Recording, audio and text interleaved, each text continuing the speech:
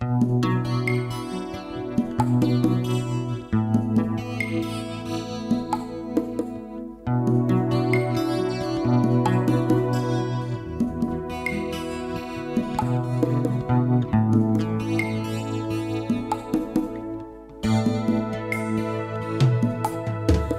koa koragnan'olo nagnaratsy anao taminay, koa zegny ro narahiko hoe antsika roa angamba tsy tafiaraka. Sady za tamin'igny koa tegna tsy natoky anao rongahy, sagnatria tsy firegnana fa tsy nampoiziko anao avita fiainagnanahy. Izy koa fahitako fiainagnanao tamin'iregny rongahy, nisaiko rô fa tsy nagneky fa misy tsiambaratelo na resy latra zao. Sady za tamin'izy igny koa tegna tsy natoky anao rongahy, sagnatria tsy firegnana fa tsy nampoiziko anao avita fiainagnanahy. Niaraka aminao za tegna tsy nanegniny,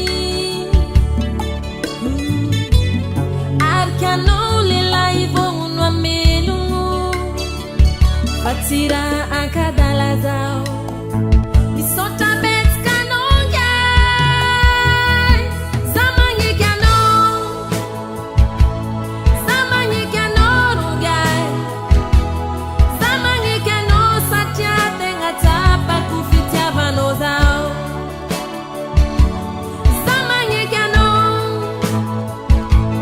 za magneky anao rongahy, za magneky anao satria ankilanao zao matsiaro sambatra.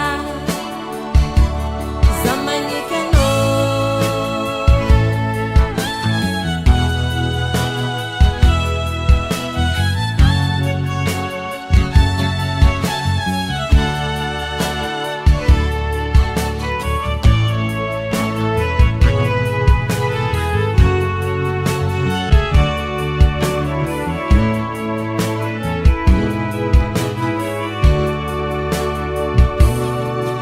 Na de maro koa olo mivolagna anao io tsy magneva zao, zegny ro tsy hitako hoe anao tiako fogna miny fiainako ngiahy. Raha tsy za olo adalake fitiavagna efa feno be namianao zao, vavan'olo zegny arô tsy tambagna hiaraka antitra aminao rô fagniriako ngiahy. Anao ndraiky chéri mahazo matoky fa zaho tsy vadika,